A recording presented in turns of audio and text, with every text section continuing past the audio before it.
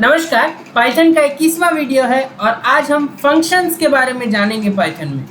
तो फंक्शन बहुत इंपॉर्टेंट होता है, जैसे कि हमने इफ एज देखा है, फॉर लूप, व्हाइल लूप देखा है, उसी तरीके से फंक्शंस भी बहुत इंपॉर्टेंट होते हैं। क्योंकि इसका रोल क्या है फंक्शन का कि कोई भी पीस ऑफ कोड हमें बार बार ना लिखना पड़े, एक बार लिख लें और उसको जितने बार भी यूज़ करना चाहे हम यूज़ कर सकते हैं। ठीक है, जैसे आप प्रिंट फंक्शन का यूज़ करते हो, वो किसी ने एक बार बना दिया होगा, हम उसे बार बार यूज़ कर रहे हैं। तो फंक्शन हमने बचपन में पढ़ा होगा, जैसे कोई है function of x which is x square. तो ये फंक्शन क्या करता है, जो भी आप एक्स का वैल्यू दोगे उसका स्क्वायर कर देगा।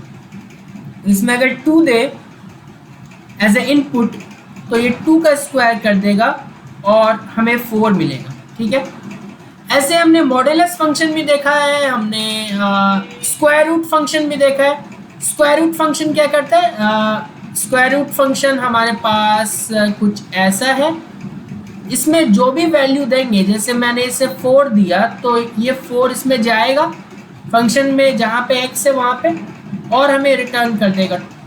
ठीक है, पॉजिटिव वैल्यू अगर देख रहे हैं। ठीक है, तो यहाँ पे ये तो मैथमेटिकल फंक्शन का बात था। ठीक है,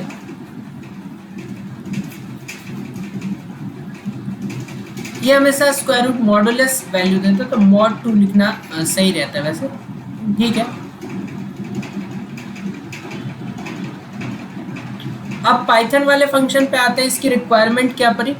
वही बात है कि कोई पीस ऑफ कोड है, उसे अगर बार बार हमें यूज़ करना है, तो अगर बार बार उसे लिखेंगे तो लाइन ऑफ कोड बढ़ेगा, इसे मैनेज करना डिफ़िकल्ट होगा। इससे अच्छा एक बार अगर लिख दें और उसे बार बार जितने बार भी यूज़ करना चाहे हम यूज़ कर सकते हैं। तो फंक्शन बनाते कैसे हैं, इतना तो सिंपल था और उसमें मैं ज़्यादा डिस्कशन नहीं करूँगा, आपको खुद ही पता चल जाए कि इसकी क्या इम्पोर्टेंस है। फंक्शन कोई भी बनाने के लिए आपको DEF कीवर्ड का यूज़ करना पड़ेगा, इससे फंक्शन डिफाइन होता है, फंक्शन का नाम होना चाहिए। ठीक है, अब रूल्स क्या है वो तो आप कभी भी पता कर सकते हैं। What are rules for function name in Python, जानना जरूरी है, क्योंकि ऐसा कोई आप नाम ना रखें फंक्शन का जो कि अलाउड ना हो। Function name must start with a letter or an underscore character. Function name only contain alphanumeric characters and underscores. Function name are case sensitive. ठीक है, my function दो different functions होंगे। Function name cannot be same as reserved keyword in Python. ठीक है, function name should be descriptive and meaningful. ठीक है, ये समझ गए हम। तो ये कुछ रूल्स है जो कि फंक्शन नेम के लिए हम ध्यान में रख सकते हैं। इसके अलावा डिफाइन DEF कीवर्ड लिखे, फंक्शन का कुछ नेम लिखे। यहाँ पे आर्गुमेंट या तो हम कुछ देंगे या तो इसको खाली छोड़ेंगे। ठीक है, वो हम अलग अलग 4 टाइप देखेंगे, जिसमें हम कुछ आर्गुमेंट दे भी सकते हैं, नहीं भी दे सकते। और इसके अंदर क्योंकि एक ब्लॉक बन गया ना यहाँ पे, तो अब विथ सम आइडेंटिशन जितने भी लाइंस लिखेंगे विथ सेम आइडेंटिशन वो इस ब्लॉक का हिस्सा माने जाएंगे, और जब जब इस फंक्शन को बुलाया जाएगा वो सब लाइन एक एक करके चलेंगी। ठीक है, तो अब फंक्शन एक बेसिक बना के देख सकते हैं। फंक्शन कॉल और डेफिनेशन में का भी एक बार मतलब जान लेते हैं, फिर उसके बाद फंक्शन बनाएंगे। कॉल तो हमने ऊपर देखा ही कि फंक्शन डेफिनेशन तो देखा ही कि ऐसे फंक्शन को बनाते हैं, उसको डिफाइन करते हैं। कॉल मतलब जो भी आप फंक्शन का नाम रखें हैं विथ सम ब्रैकेट, अगर वो कोई वैल्यू डिमांड कर रहा है, दैट मीन्स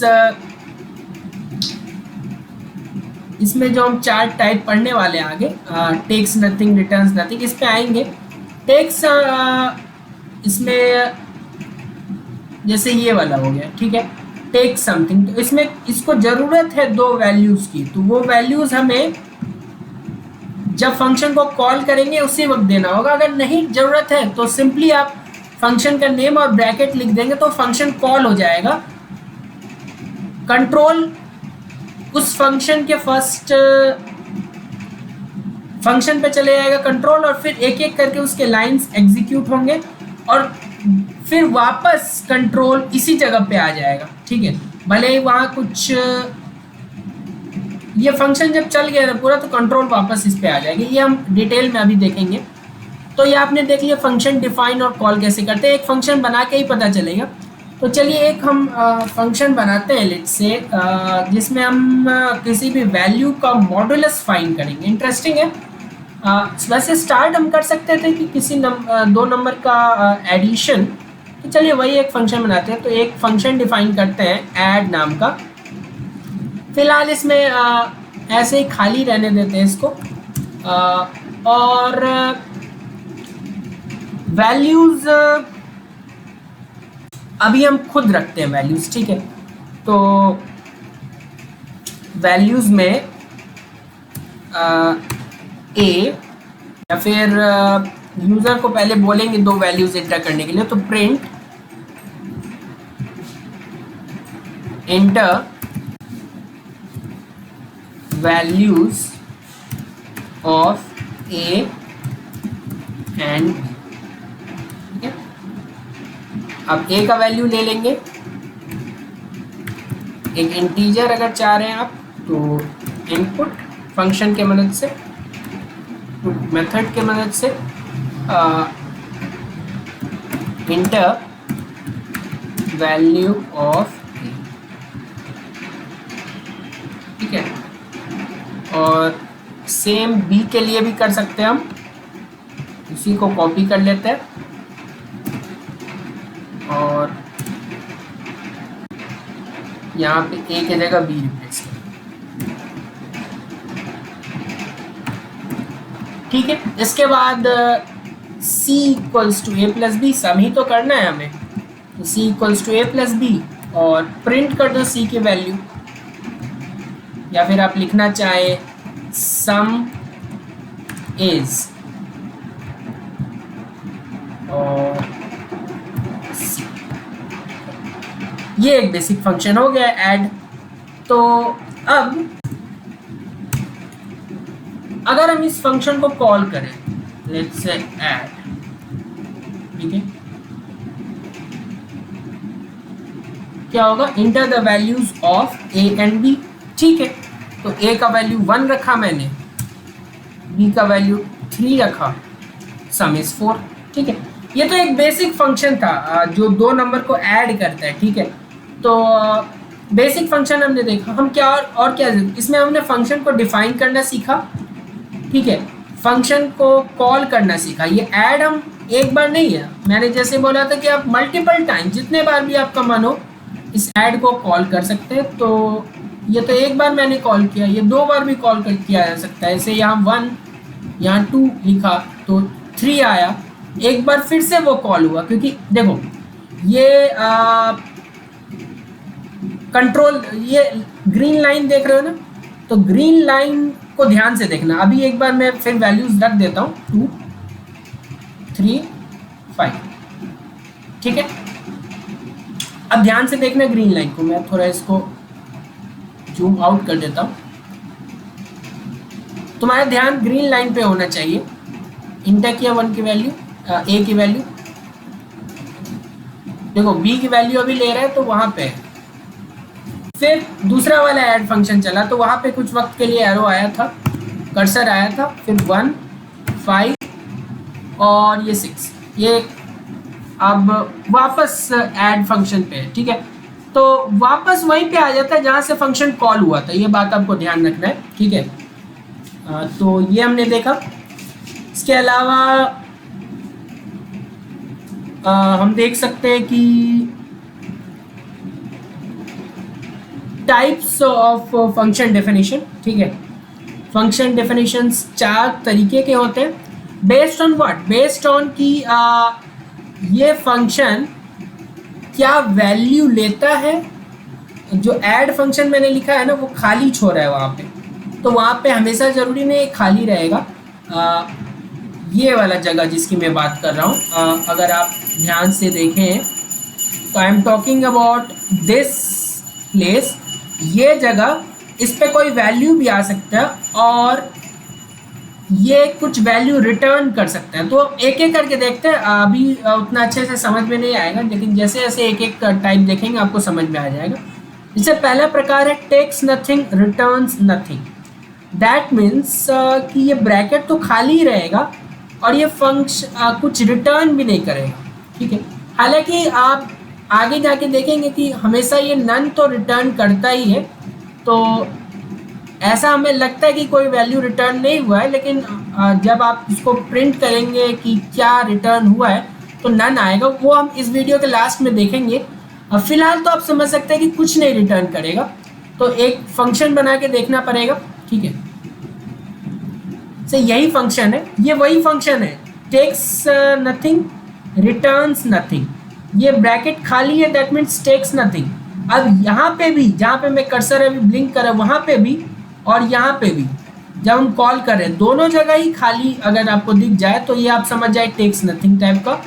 और लास्ट में फंक्शन के रिटर्न कीवर्ड अगर लिखा हुआ है दैट मीन्स आप समझ जाए वो रिटर्न कर रहे हैं कुछ। यहाँ नहीं लिखा हुआ है दैट मीन्स रिटर्न नहीं कर रहे हैं कुछ। तो ये तो पहला टाइप था हमारा। दूसरा टाइप क्या हो सकता है? दूसरा टाइप हो सकता है टेक समथिंग रिटर्न्स नथिंग। अब ये इंटरेस्टिंग है। टेक समथिंग मतलब इसको कुछ वैल्यू चाहिए ताकि ये कुछ कैलकुलेशन कर सके। ये इस बार वेरिएबल्स इसके पास हो भी या ना हो उससे उसको फर्क नहीं पड़ता, लेकिन उसको बाहर से वैल्यू जरूर चाहिए ताकि वो ऑपरेशंस कर पाए। अब ये जरूरी नहीं, इसके पास खुद के भी कुछ वैल्यू हो सकते हैं, जैसे x equals to 2, y equals to 3, इससे उसको कोई फर्क नहीं पड़ रहा है, लेकिन बाहर से जो वैल्यूज आएंगे वो इम्पोर्टेंट होते हैं। तो जब एक बार यहाँ पे इस वाले वैल्यूज को फॉर्मल आर्गुमेंट्स बोलते हैं। आर्गुमेंट तो आपको समझ में आ गया ना, कोई भी फंक्शन है f ऑफ x, तो ये इसको हम आर्गुमेंट बोलते हैं, ठीक है। ब्रैकेट्स के अंदर जो वैल्यूज आते हैं उसको हम आर्गुमेंट बोलते हैं, इनपुट भी बोल सकते हैं। तो यहाँ पे जो डेफिनेशन के साथ हम आर्गुमेंट्स लिखते हैं उनको फॉर्मल आर्गुमेंट्स बोलते हैं, और कॉल करते वक्त जो हम वैल्यूज देते हैं वो एक्चुअल आर्गुमेंट्स होते हैं, ठीक है। तो इसको हम वर्कआउट करके देख सकते हैं। ये कुछ वैल्यूज लेता है, लेकिन अभी भी देख रहे हैं रिटर्न कीवर्ड नहीं है, तो रिटर्न कुछ नहीं करेगा। कुछ नहीं मतलब नन। तो यहाँ पे हम अगर सिंपल a और b लिख दे, और अगर इसको a और b मिल रहा है वैल्यूज, दैट मीन्स कि इस 3 लाइन का कोई ज़रूरत नहीं है। क्यों नहीं है इस 3 लाइन का ज़रूरत? क्योंकि उसको वैल्यू मिल रहा है ना बाहर से a और b की, तो अब उसको क्यों चाहिए फिर यूज़र से इनपुट लेना। मैं तो उसको यहीं पे वैल्यू दे रहा हूँ 1,2, मैं तो उसको यहीं पे वैल्यू दे रहा हूँ 3,5, ठीक है। अब ये वाला वैल्यू जो 1 है ये a के करस्पॉन्डिंग है, तो a के जगह 1 जाएगा, b के जगह 2 जाएगा और फंक्शन अपना काम करेगा। सिमिलरली जब काम हो जाए तो a के जगह वापस 3 जाएगा, b के जगह 5 जाएगा, फंक्शन अपना काम फिर से करेगा। रन करके देखते हैं। देखो सबसे पहले a के जगह 1 गया, b के जगह 2 गया, तो c इक्वल्स टू 1 + 2 3, प्रिंट किया सम विच इज 3। फिर कंट्रोल यहाँ पे आया दूसरे वाले फंक्शन पे, ठीक है। तो ये वाला चला, a के जगह 3, b के जगह 5, सम इज 8। तो ये कुछ वैल्यू ले रहा है, ठीक है। पोजिशनल आर्गुमेंट बोलते हैं इसे, मतलब a के पोजीशन पे जो वैल्यू दिया था वो a में जाएगा, b के पोजीशन पे जो वैल्यू दिया था वो b में जाएगा। ऐसा नहीं है कि a में 2 चले और b में 1 चले जाए। इसका भी हम लोग उपाय देखेंगे आगे इसी वीडियो में। तो ये आपको ध्यान में ये आपको क्लियर हो गया कि a के जगह 1 जाएगा और b के जगह 2। अगर आप इसमें सिर्फ 1 रखते हैं तो क्या कुछ एरर आना चाहिए, क्योंकि उस 2 वैल्यू डिमांड कर रहा है और आप add missing 1 required positional argument, उसको b का वैल्यू आपने दिया नहीं तो वो कैसे काम करे, ठीक है। तो उसका भी उपाय है कि अगर मैं उसको एक ही वैल्यू दूं तो दूसरा वैल्यू हम पहले ही फिक्स कर सकते हैं डेफिनेशन के टाइम पे ही, ठीक है।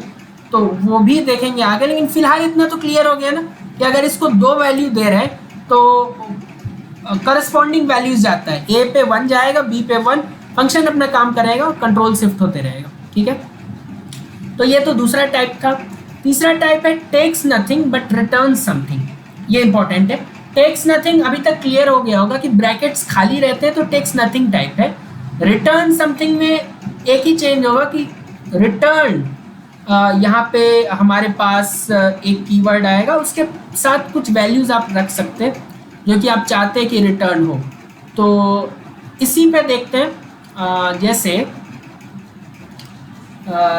इसी पे देखें या एक और बना लेते हैं, क्योंकि यहाँ पे हमें कुछ वैल्यूज़ मिल तो नहीं रहा ना, तो वो वैल्यूज़ वापस से यूज़र से लेना पड़ेगा। तो एक फंक्शन फिर से डिफाइन करते हैं, इस बार मल्टीप्लाई के लिए फंक्शन डिफाइन करते हैं और टेक्स नथिंग टाइप है अगेन, ठीक है। अब एक प्रिंट स्टेटमेंट, इसमें हम बोलेंगे इंटर ए एंड बी, ज़्यादा फॉर्मल नहीं रहते हैं, यहाँ पे सिंपल लिखते हैं ए एंड बी, ठीक है। इसके बाद इनपुट लेते हैं ए इक्वल्स टू इंट इनपुट और इसमें सिंपली लिखते हैं ए इक्वल्स टू, ठीक है।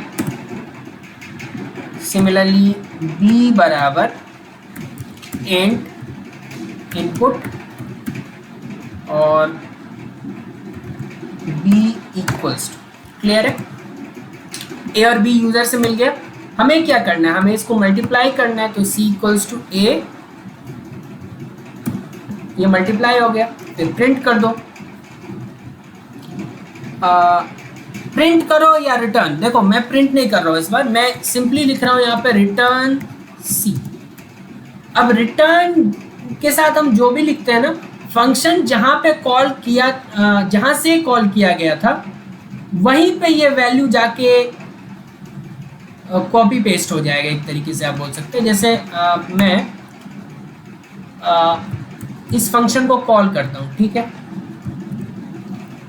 अब जो भी रिटर्न के आगे लिखा होगा ना, जैसे रिटर्न के आगे सी लिखा है, सी का कुछ वैल्यू होगा ऑफ कोर्स, क्योंकि हम लोग नंबर दे रहे हैं, तो ये सी का वैल्यू इस MUL जो भी फंक्शन है उसके जगह पे आ जाएगा, ठीक है। तो अगर मैं यहाँ पे अगर कोई, आपको पता कैसे चलेगा कि यहीं पे आया ये वैल्यू, तो इसके लिए फिलहाल एक बार ऐसे ही चला के देखते हैं। तो ऐसे अगर चलेगा तो ए का वैल्यू मांगेगा 1, बी का वैल्यू मांगेगा 4, तो देखो बी का वैल्यू 4, अब ये देखो 4, अब कोलैब है तो यहाँ पे सिंपली ए लिखने से भी प्रिंट होता है, तो ये भी एक तरीके का वेरिएबल जैसा काम करेगा। वैसे आप देख सकते हैं यहाँ पे अगर मैं कोई डी में ये लिखूं, ठीक है,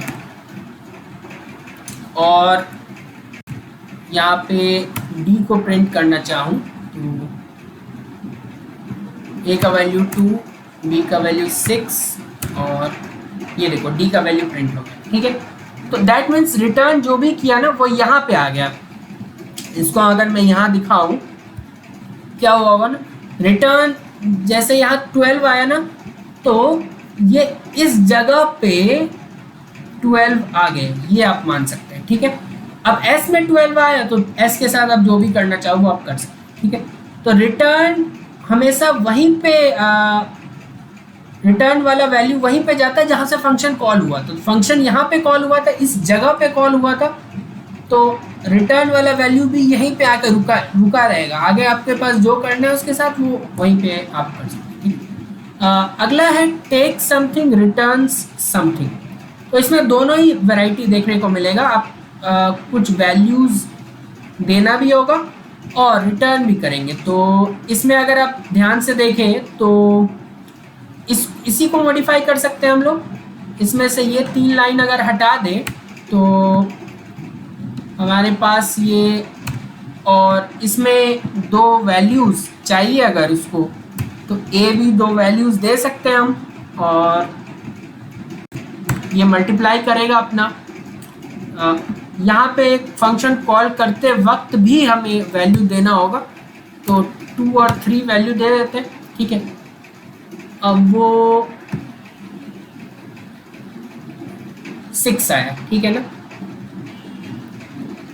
तो 2 गया ए में, बी में गया 3, C equals to A plus B calculate हुआ, रिटर्न हुआ सी, जो कि यहाँ पे आया MUL 2,3 के जगह। MUL 2,3 अब नहीं रहा, अब क्या रहा 6, d इक्वल्स टू 6। ऐसे आप देखें इसको, ठीक है। शुरुआत में ये एक फंक्शन था, लेकिन जब रिटर्न हो गया तो ये एक 6 हो गया सिंपली, और d इक्वल्स टू 6, तो आप d को प्रिंट कर सकते हैं। तो ये 4 टाइप थे फंक्शंस के। अब देखते हैं डिफॉल्ट आर्गुमेंट्स क्या होते हैं। We can assign some default value to argument which will be used only if no argument value is passed during the call, ठीक है। That means कि यहाँ पे 2,3 वो चाह रहे हैं कि मुझे 2 वैल्यू मिले ताकि मैं आगे ऑपरेशन कर पाऊँ। What if हम एक ही वैल्यू दे, तो उस केस में हमें दूसरा वैल्यू कुछ तो डिफ़ॉल्ट रखना होगा ताकि कोई प्रॉब्लम ना हो। तो मल्टीप्लिकेशन है तो मैं 0 नहीं रख रहा हूँ, 1 रख रहा हूँ डिफ़ॉल्ट वैल्यू। अब इस केस में अगर मैं एक ही वैल्यू पास करूँ तो क्या होगा, देखो 2 गया ए में, बी का वैल्यू मैंने कुछ नहीं दिया, लेकिन डिफ़ॉल्ट वैल्यू तो एक था, तो मैंने अगर कुछ नहीं दिया तो वो डिफ़ॉल्ट वैल्यू अब काम में आएगा। तो ए का वैल्यू 2 गया, बी का वैल्यू 1, 2 × 1। एक और बार चला के देख लेते हैं यहाँ पे वैल्यू चेंज करके। तो अब अगर 4 गया ए में, बी का वैल्यू अभी भी 1, लेकिन अगर हम इसमें वैल्यू दे दें तो फिर तो नॉर्मल तरीके से वर्क करेगा, 4 × 2 8 होना चाहिए। क्लियर हो गया ना। अब इसका एक रूल है जो आपको याद रखना है, default argument can not preceded non default argument. That means ये डिफॉल्ट आर्गुमेंट जो है ना, आप हमेशा कोशिश करें सबसे लास्ट में हो। अगर सबसे लास्ट में ना हो तो ऐसा ना हो कि उसके बाद कोई नॉन डिफॉल्ट आ जाए। दैट मीन्स ऐसा नहीं हो सकता कि मैं a इक्वल्स टू 1 फिक्स कर दूं और फिर ऐसे करके b लिखूं। ऐसे में एरर आ सकता है, आप देख सकते हैं एरर आएगा। देखो non default argument follows default argument, ठीक है। इसीलिए सिंटैक्स एरर आ गया तो वहीं पे खत्म हो गया मामला। तो इसीलिए हमेशा याद रखें जो डिफॉल्ट आर्गुमेंट है उसको आप हमेशा लास्ट में पोजीशन करें। तो अगर आप चाहते हैं कि अगर यहाँ पे लिखें आप डिफॉल्ट, तो आपको उस केस में, क्योंकि डिफॉल्ट के बाद नॉन डिफॉल्ट नहीं होना चाहिए ना, ऐसा रूल है, तो ठीक है यहाँ पे हम b इक्वल्स टू 2 फिक्स कर देते हैं। तो दोनों ही डिफॉल्ट है, मेरे वैल्यूज़ देने का कोई फ़ायदा ही नहीं हो वैसे। एक सेकेंड, एक बार फिर से चलाते हैं। ये 2 क्यों हो रहा है, एक सेकेंड।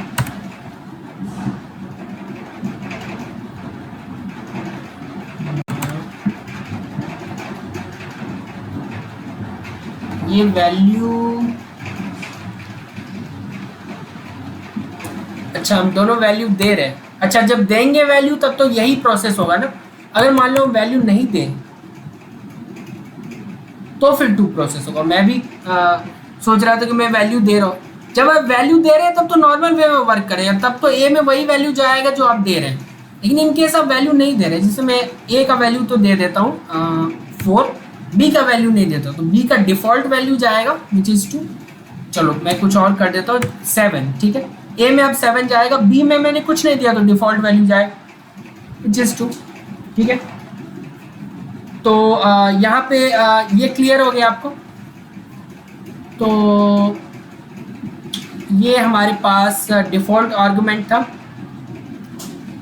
इसके अलावा क्या देखना है हमें, अच्छा समथिंग इज़ ऑलवेज रिटर्न, ये भी ज़रूरी है।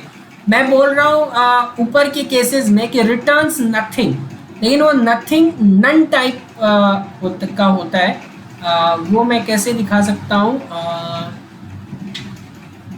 अगर यहीं पे, ठीक है, अगर मैं कुछ रिटर्न नहीं लिखूँ, ठीक है, तो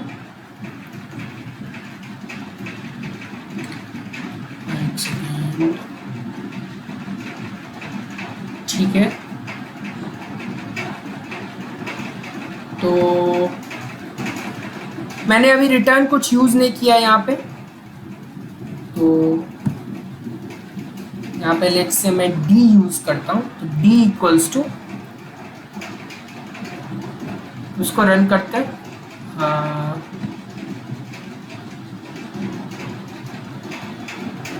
इसका टाइप चेक करते हैं।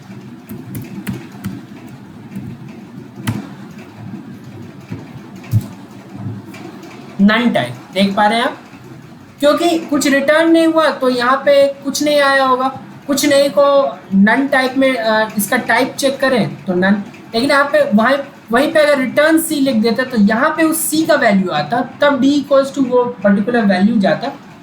तो अगर टाइप चेक करते तो ऑब्वियसली इंटीजर आता, अगर इंटीजर है तो ठीक है। तो ये बोलना ठीक है कि रिटर्न्स नथिंग, लेकिन वो नथिंग क्या होता है, एक नन टाइप होता है, ठीक है, नन टाइप वैल्यू होता है। तो पोजिशनल आर्गुमेंट क्या होता है, जो कि हमने अभी देखा कि अगर यहाँ 2 और 4 लिख रहे हैं तो a के जगह 2 जाएगा और b के जगह 4 जाएगा, और जो भी ऑपरेशन करना होगा होगा।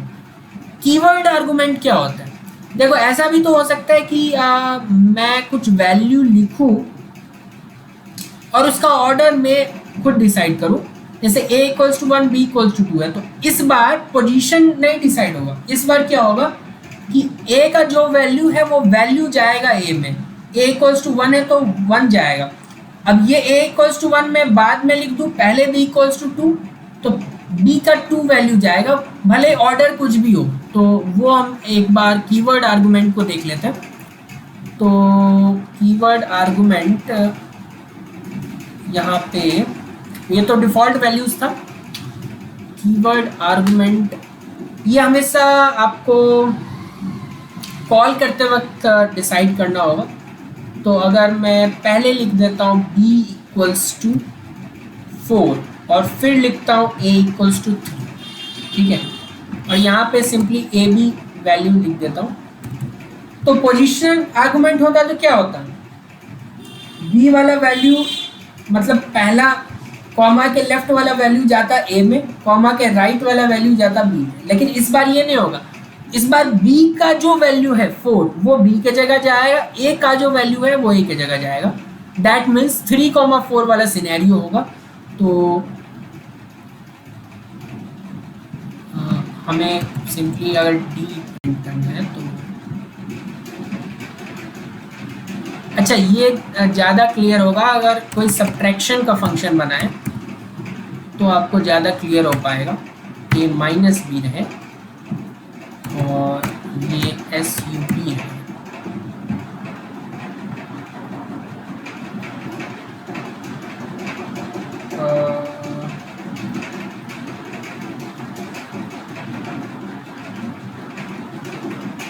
अच्छा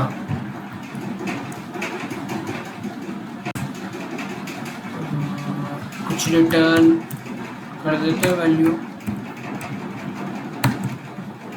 अदरवाइज वहीं पे आपको प्रिंट करना होगा। अगर रिटर्न कर देते तो हमें प्रिंट करने का झंझट नहीं रहता, तो रिटर्न कर देते, ये रिटर्न वाला जो भी वैल्यू होगा ये सब के जगह आप आ जाएगा, फिर वो d में चले जाएगा। तो ये देखो -1।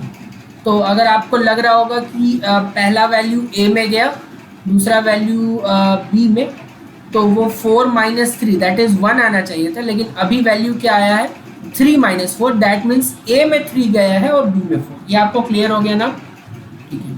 तो अब इसके बाद क्या हम ट्राई कर सकते हैं, we can not have positional argument after keyword argument. अच्छा, पोजिशनल आर्गुमेंट नहीं हो सकता, कीवर्ड आर्गुमेंट।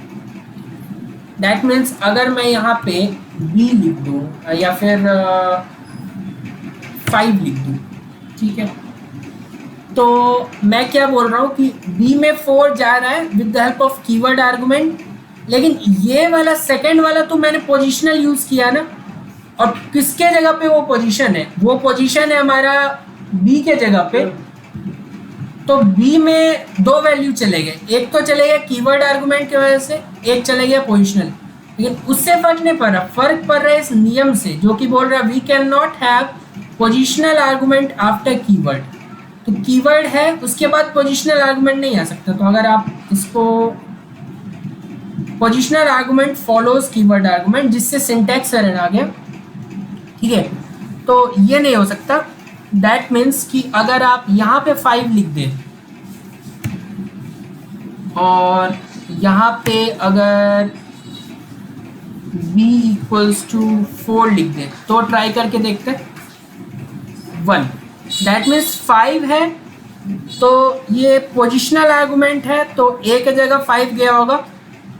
जो दूसरा वैल्यू है वो कीवर्ड आर्गूमेंट की तरह दिया है हमने, तो b की जगह 4 चले गया होगा, तो 5 माइनस 4 इज 1। तो वो ये दो वैल्यूज चले गए हमारे पास। इसके अलावा 2 वैल्यूज यूजिंग बोथ आर्गूमेंट। अच्छा, हाँ, तो ये भी हमने देख लिया कि अगर 2 value they they, that means b का ही 2 वैल्यू दे दे।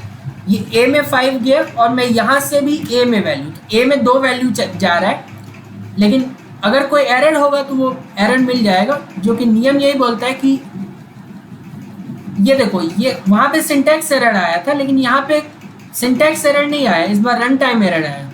तो जो सबट्रैक्ट फंक्शन है वो got multiple value for the argument a, ठीक है। आर्गुमेंट a के लिए हमारे पास मल्टीपल एरर वैल्यूज आ गए, ठीक है। तो इसके कारण इस बार एरर आया। तो एरर आने का दोनों ही केस में कारण अलग अलग है, लेकिन एरर आया है दोनों केस में। तो ये ध्यान रखना है कि वैल्यूज ध्यान से इसमें रखना है। तो अगर यहाँ पे सिंपली b रख दे, b का कुछ वैल्यू रख दे, ठीक है, तो आपको अलग अलग वेरिएशंस तो इसमें पता चल गया होगा। इसके आगे हम देखते हैं वेरिएबल लेंथ आर्गुमेंट। तो ये इम्पोर्टेंट है क्योंकि अगर एक हम फंक्शन बना रहे हैं अगर जिसमें हम एवरेज फाइंड करना चाहते हैं, ठीक है, तो एवरेज लेट से स्टार्ट ऑफ करते हैं 2 वैल्यू का एवरेज फाइंड करने से। तो 2 वैल्यू का एवरेज अगर फाइंड कर रहे हैं तो कैसे होगा, 2 वैल्यू हमें ऐसा मान रहे हैं कि हमको जो फंक्शन कॉल होगा तो वो दोनों वैल्यू मिल जाएगा। तो एवरेज इसमें क्या कर सकते हैं, average equals to a plus b, a plus b divided by 2। अच्छा रहेगा ब्रैकेट अगर लगा दे, ठीक है। ये एवरेज आ गया और अगर हम रिटर्न कर देते हैं एवरेज को, सही रहेगा। अब चलिए इसको कॉल करते हैं। तो कॉल करने के लिए avg नाम का फंक्शन है। 2 वैल्यू लेट्स से हम 5 और 8 दे रहे हैं इसको, ठीक है। तो 6.5, 8 प्लस 5 13/2। व्हाट इफ हमें 3 नंबर का एवरेज निकालना है, तो आप बोलेंगे कोई बात नहीं है, यहाँ पे 3 नंबर का एवरेज लिख दो और यहाँ पे a plus b plus c लिख दो और यहाँ पे बाई 3 लिख दो। कहाँ कहाँ चेंजेस करना पड़ रहा है, एक बार तो हमें डेफिनेशन में चेंज करना पड़ रहा है, फंक्शन एवरेज वाला जो हमारा इंटरनल फंक्शन के अंदर है उसमें भी चेंज करना पड़ रहा है, और डिवाइडेड बाय क्या करना है वो भी हमें डिसाइड करना पड़ रहा है। 3 जगह पे चेंज करना पड़ रहा है। यहाँ पे तो यूजर ठीक है 3 वैल्यू दे रहा है, लेकिन उसके कारण हमें 3 जगह पे चेंजेस करना है। चलो अभी भी चला सकते हैं, कोई दिक्कत नहीं है। लेकिन क्या हो अगर 17 नंबर आ जाए या 20 नंबर या 1000 नंबर आ जाए, तो उस केस में और भी दिक्कत आ जाएगा। तो उसी का उपाय है कि हम यूज़ कर सकते हैं टपल को, ठीक है। तो फंक्शन के आर्गुमेंट में हम टपल को इंट्रोड्यूस करेंगे अब। तो टपल तो आपको पता ही है कि काफ़ी सारे वैल्यूज़ ले सकते हैं एक साथ। तो ये टपल हमने इंट्रोड्यूस किया। और क्या करना है हमें, इसके बाद अब टपल में हमारे पास सम फंक्शन और लेंथ फंक्शन होता है। एवरेज क्या होता है? सम बाय लेंथ ही तो होता है। तो एवरेज में हम सम कर देंगे जो भी टपल है divided by length of that tuple. बस तो यहाँ पे मैं अगर मैं वैल्यूज देता हूँ तो आसान 5 5 10 8 18 22 22 बाई 4 तो कुछ आसान वैल्यूज देते हैं। चलो चारों वैल्यूज को 5 कर देते हैं तो 5 आना चाहिए आंसर। ठीक है, अब दिक्कत नहीं हो रहा ना। आप जितने भी चाहे वैल्यूज रख दो 1 2 3 4 5। ठीक है, तो 5 4 9 3 12 2 14 1 15 15 बाई 5 3 आंसर आना चाहिए। 3 आंसर आ रहा है। तो ये इंपॉर्टेंट है कि अगर आर्गुमेंट्स में आप वेरिएशंस देखना चाहते हैं ना तो फिर आप टपल का यूज कर सकते हैं आप।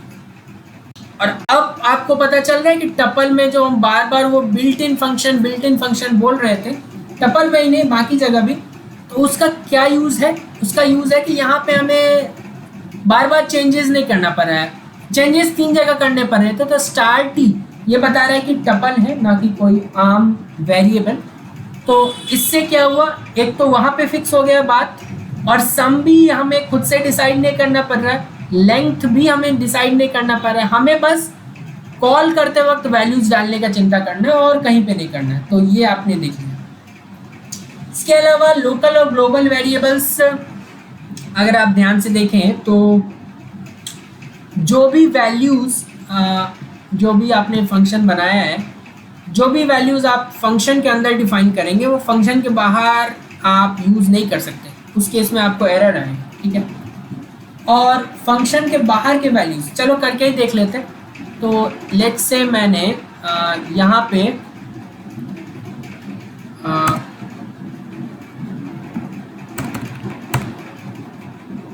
Let's say a equals to 2। ठीक है, इसको मैं टेक्स नथिंग टाइप का बनाता हूँ फिलहाल। a इक्वल्स टू 2 और b इक्वल्स टू 3। देखो a और b का वैल्यू 2 और 3 है, और c equals to a plus b, और ठीक है प्रिंट हो जाएगा। अगर आप सोच रहे हैं कि ये ए बी सी हम बाकी जगह भी यूज़ कर सकते हैं तो ऐसा नहीं है। क्यों नहीं है? अगर आप प्रिंट करें बाहर आके, क्या प्रिंट करें? ए का वैल्यू, बी का वैल्यू और सी का वैल्यू। लेट्स सी कि वो काम करता है नहीं।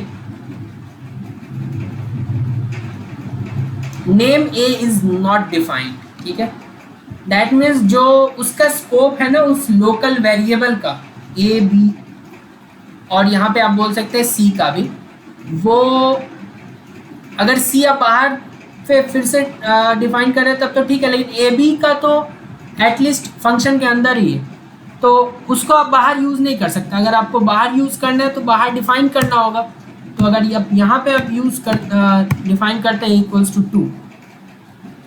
ठीक है, तो अब मैं चेक करके देखता हूँ कि मैं एक ही बार ऐड फंक्शन अब क्या मामला होता है। तो अब अगर देखें तो name B is not defined. चलो इसमें मैं ए का ही वैल्यू प्रिंट करता हूँ, बस बी से मुझे फर्क, क्योंकि बी तो अंदर में डिफाइन किया है। तो अब देखो सम इज 5, क्योंकि ए का वैल्यू उसने बाहर से ले लिया क्योंकि वो ग्लोबल है। तो ग्लोबल तो फंक्शन के अंदर भी एक्सेस किया जा सकता है, बाहर भी। तो वहाँ से उसने ए का वैल्यू लिया, बी का वैल्यू मैंने दिया ही था, बस हो गया। तो ये ज़रूरी होता है। यहाँ पे अगर मैं ग्लोबल वर्ड का यूज़ कर दूँ तो उससे क्या होगा? तो क्या बी का वैल्यू मैं बाहर भी प्रिंट करवा सकता हूँ?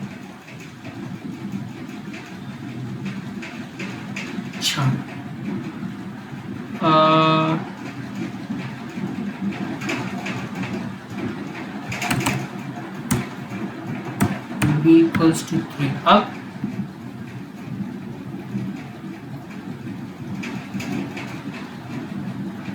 अच्छा, अब मैं यूज कर पा रहा हूँ।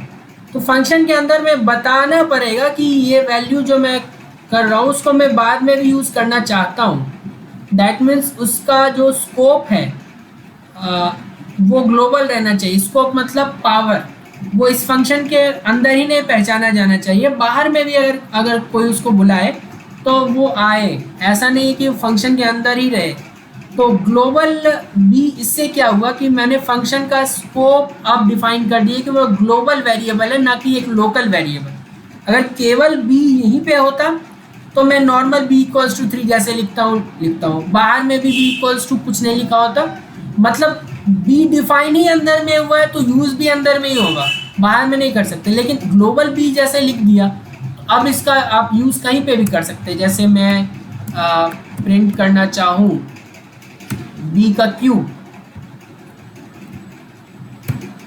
तो हो जाना चाहिए 27। ठीक है, तो ये भी एक लोकल और ग्लोबल का कॉन्सेप्ट था, वो आपको ध्यान में रखना है। ऐसा नहीं कि कभी आपने बोला कि मैंने तो बनाया था ये और भी, तो फिर यूज क्यों नहीं हुआ। मैंने तो बनाया था, कहाँ बनाया था वो इम्पोर्टेंट है। ब्लॉक के अंदर बना रहे हैं तो आपको ध्यान रखना होगा कि अगर आप ग्लोबल के बिना बना रहे हैं ना तो वो लोकल ही रहेगा, उस फंक्शन के अंदर ही उसका सिग्निफिकेंस रहेगा। लेकिन ग्लोबल का यूज़ करके बना रहे हैं तब बाहर भी यूज़ कर सकते हैं। ठीक है, तो आई होप कि इतना। अच्छा, एक दो और चीज़ कि एक दो फंक्शन बना के जाते हैं। जैसे मॉडुलस फंक्शन अगर बना ले तो, क्योंकि फंक्शन आज हमने पढ़ा है, तो अगर फंक्शन ना बनाए तो जैसे मॉडुलस फंक्शन मैंने बना लिया। ठीक है, चलो वैल्यूज़ भी मैं बाहर से ही देना पसंद करूँगा। ठीक है, मॉडुलस फंक्शन। अब मॉडुलस फंक्शन कैसे काम करता है पता होगा, बचपन में आपने पढ़ा होगा कि x, ये x होगा if x is greater than equal to 0 और माइनस x की तरफ खुलेगा is x is less than 0। That means अगर मैं मॉड ऑफ -2 लिखूं, एक निगेटिव वैल्यू है तो इसको हमें minus of x, that means अंदर जो भी वैल्यू है वो है x, तो उसके अंदर एक माइनस साइन लगाना होगा because this number itself is less than 0। तो ये 2 मॉड हमेशा एक पॉजिटिव वैल्यू देता है। तो चलिए इसका हम इम्प्लीमेंट करके देखते हैं। तो इफ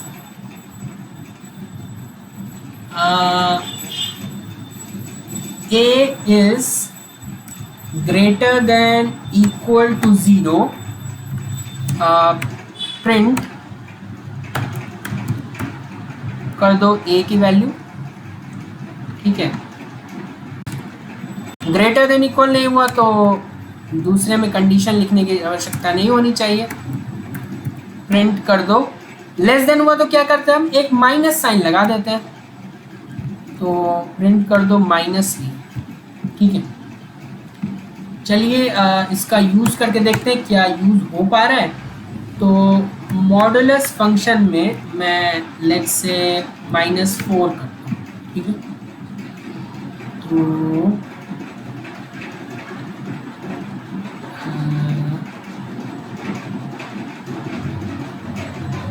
-4 का 4 आ गया, सही है, क्लियर हो गया। यहाँ पे अगर मैं 4 लिखता तो 4 ही आता। अच्छा, क्वाड्रेटिक का भी बना के देखे क्या।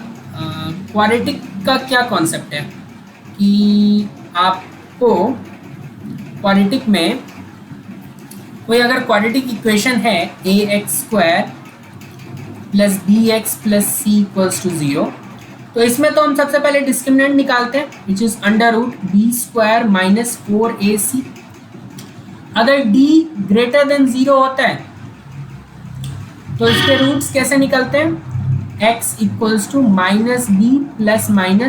√b² - 4ac, इसको हम सिंपली √d लिख सकते हैं डिवाइडेड बाई 2, ऐसे ही निकलता है। अगर d = 0 है तो x होता है सिंपली -b/2 है, क्योंकि d तो = 0 है। और अगर d लेस देन 0 है तो नॉट रियल रूट्स। ठीक है, तो इसमें हमें इफ एलिफ एज का यूज़ करना होगा और यूज़र से बस हमें ए बी और सी का वैल्यू, यूज़र मतलब जो फंक्शन कॉल कर रहे हैं उस वक्त हमें ए बी सी का वैल्यू चाहिए। ठीक है, तो ठीक है, डिस्क्रिमिनेंट हमें फंक्शन बनाते ही निकाल लेना होगा। और मेरे हिसाब से तो कुछ नहीं है, चलिए स्टार्ट करते हैं। तो डिफाइन करेंगे क्वाड सॉल्व। ठीक है, इसको 3 वैल्यू चाहिए ना, जिस ए और बी और सी, 3 वैल्यू चाहिए इसको। शुरुआत में हमें डिस्क्रिमिनेंट निकालना होगा। ठीक है, तो मैं उसे कैपिटल डी का यूज कर लेता हूँ। डिस्क्रिमिनेंट क्या होता है? बी स्क्वायर, ध्यान से, B square minus 4 times A times C, B square minus 4ac, यही होता है ना। और इसका रूट नहीं, रूट नहीं होता, discriminant simply B square minus 4ac होता, सॉरी। ठीक है, तो ये डिस्क्रिमिनेंट हमारा निकल गया। एक बार हमने ये कैलकुलेशन कर लिया, इसके बाद अब क्या करना है, इफ ये जो d है वो ग्रेटर देन 0 हुआ तो क्या करना है, तो x का वैल्यू क्या हो जाएगा, x का वैल्यू हो जाएगा minus B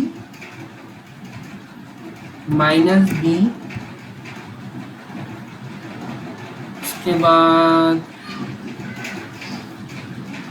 plus minus D by 2। ठीक है, अच्छा,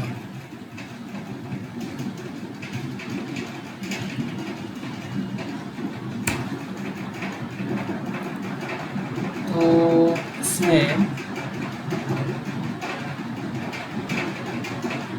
देखना होगा, एक तो 2 वैल्यूज होंगे ना इसमें, तो minus B plus root D ना, तो डी का पावर 0.5 माइनस बी और ये होल डिवाइडेड बाय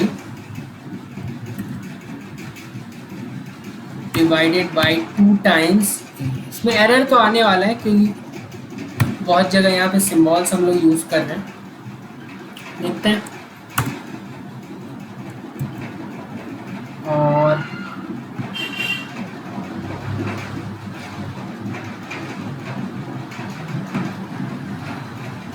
रिटर्न ये x1 बोल देते हैं इसको, और ये x2 हो गया। ठीक है, तो x2 क्या हो जाएगा, x2 हो जाएगा माइनस बी माइनस डी, और रूट है तो 0.5 पावर में डिवाइडेड बाय 2 टाइम्स ए। ठीक है, और रिटर्न क्या 2 वैल्यू कर सकता है, तो return A sorry x1 x2, let's see हो जाए तो ठीक है। एलिफ डी ही अगर इक्वल टू 0 हो गया तो क्या होगा, तो फिर x का जो वैल्यू है वो हो जाएगा हमारे पास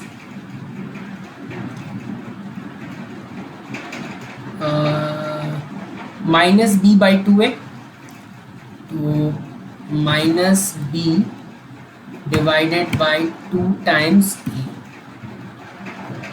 और यहीं पे रिटर्न कर दो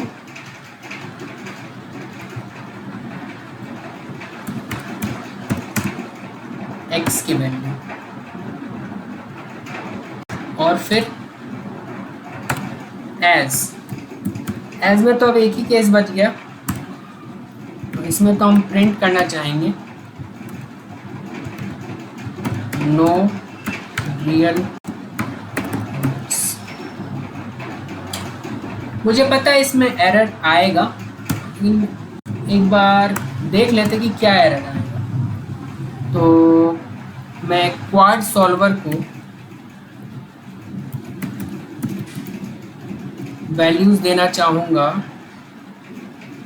कोई सिंपल क्वाड्रेटिक इक्वेशन एक बना लेते हैं। अगर x माइनस 3x माइनस 2 होगा, x square minus 2x minus 3x plus 6 x square minus 5x plus 6, ये तो बहुत पॉपुलर है। तो 1 माइनस 5 और 1, ठीक है ना। तो 1 माइनस 5 और 6, 1 माइनस 5 और 6, let's see. Invalid syntax, what do you mean equals to? हाँ, इक्वल्स टू ही मैं मीन कर रहा था।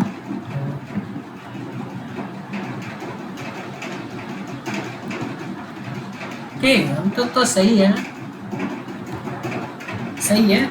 इसके रूट्स तो यही होंगे ना, इंडिविजुअल ब्रैकेट्स को 0 से इक्वेट कर दो तो 3 और 2। एक और मान मैं चेक करके देखना चाहूँगा, x माइनस 1 का square, that means X square minus 2x plus 1, ठीक है।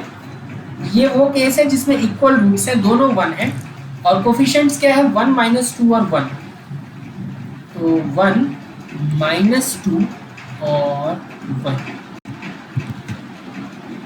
चलिए ठीक है। हाँ, एक ही रूट है, दोनों इक्वल ही है। तो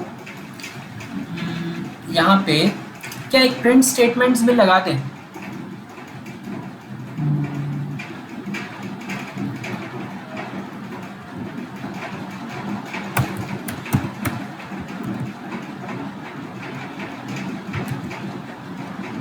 इक्वल रूट्स आर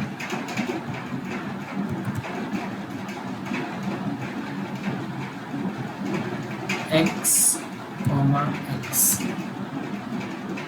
अब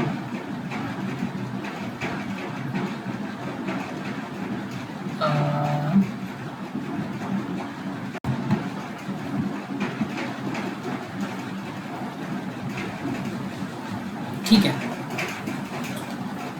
तो ये भी हो गया। एक मैं वो वैल्यू लेना चाहता हूँ जब discriminant, that means X square plus 1 equals to 0, that means 1 0 1। ये एक वैल्यू ट्राई करके देखते हैं।